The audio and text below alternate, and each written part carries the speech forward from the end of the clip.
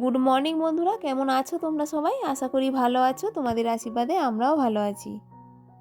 তো আজকে হলো বৃহস্পতিবার আর এখন ঘড়িতে বাজে ঠিক সকাল 9টা।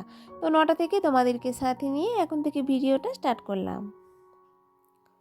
আগের দিন রাত্রেবেলা যখন ঘুমাতে গেছিলাম না, তখন মনে মনে চিন্তা করেই ঘুমাতে গেছিলাম যে পরের দিন একটু তাড়াতাড়ি উঠবো, কারণ পরের দিন বৃহস্পতিবার, তো একটু ঠাকুরের জল দিতে হবে তাড়াতাড়ি। তো সেই চিন্তা করেই ঘুমাতে গেছিলাম, কিন্তু পরের দিন না সে তাড়াতাড়ি ঘুম থেকে ওঠাই হয়নি। কারণ কি কি বলো তো, ছেলে না যতবারই আমি উঠে পড়ছি না, ছেলে আমার সঙ্গে সঙ্গে উঠে পড়ছে। আর উঠেও বা কী করবো, ছেলে তো কোনো কাজই করতে দেবে না। তো ওদিকে মা দিদি রান্না করে, ওদিকে ওর বাবা না একটা কাজে ব্যস্ত হয়ে পড়েছে, নিতেও পারবে না। আর মেয়ে তো সকালবেলা ঘুম থেকে উঠতে পড়তেও চলে গেছে, তো নেওয়ার মতো কেউই থাকবে না। তো আমার শরীরটা না একটু খারাপই লাগছিলো, তো ভাবলাম তাহলে আমি একটু ঘুমিয়ে থাকি, তো ছেলে আমার সঙ্গে একটু ঘুমিয়ে নেবে। তো সেই কারণে না ঘুম থেকে উঠতে উঠতে একটু লেটই হয়ে গেছে বলতে গেলে।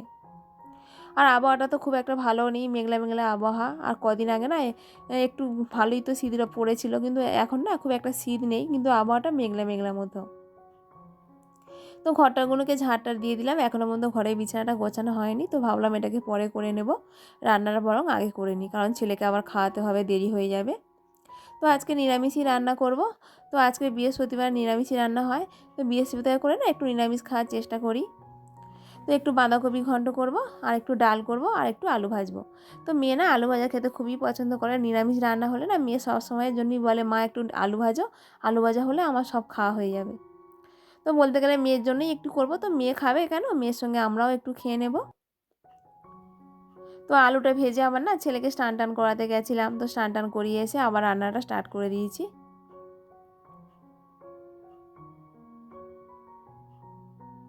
তো এদিকে তো ঘরের বিছানাটা তো সকাল থেকে গোছানোই হয়নি, তো ভাবলাম পড়ে আছে যখন, বিছানাটা গুছিয়ে নিই এই ফাঁকে।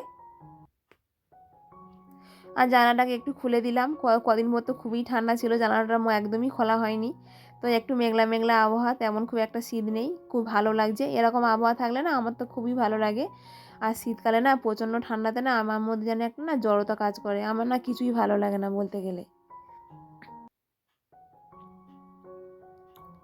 তবে গরমকাল না আমার খুবই প্রিয় কাল বলতে গেলে, শীতকাল আমার একদমই পছন্দ নয়।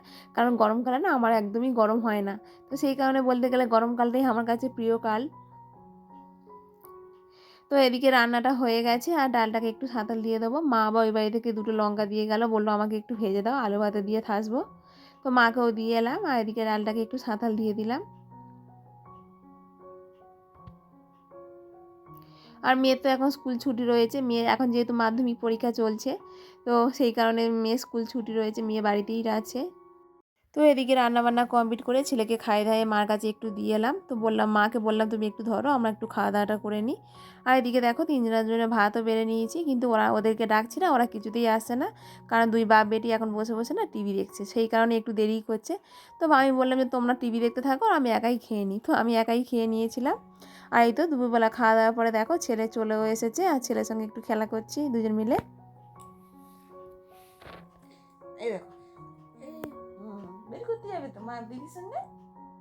গুড ইভিনিং বন্ধুরা, শুভ সন্ধ্যা। তো এখন ঘড়িতে 7টার মতো বাজে। তো সন্ধ্যার সময় না তেমন খুব একটা কাজকর্ম নেই বলতে গেলে। আর জামা কাপড় গুছানোর তো কোনো ব্যাপার নেই, কারণ মেঘলা মেঘলা আবহাওয়া, তো জামা কাপড় তো শুকনোই হয়নি। তো মেয়ে বললো, মা আমাকে একটু পড়া ধরো, তো মেয়েকে একটু পড়া ধরছি। তো বন্ধুরা, আমাদের ভিডিও তোমাদের কেমন লাগলো তোমরা অবশ্যই একটা কমেন্ট করে জানিও। আর ভিডিওটি যদি ভালো লেগে থাকে তাহলে একটা লাইক করে দিও। আর চ্যানেলে যদি নতুন বন্ধু হয়ে থাকো তাহলে চ্যানেলটিকে সাবস্ক্রাইব করে ছোট পরিবারের পাশে থেকো। তো এখনকার মতো সবাইকে বলছি টাটা।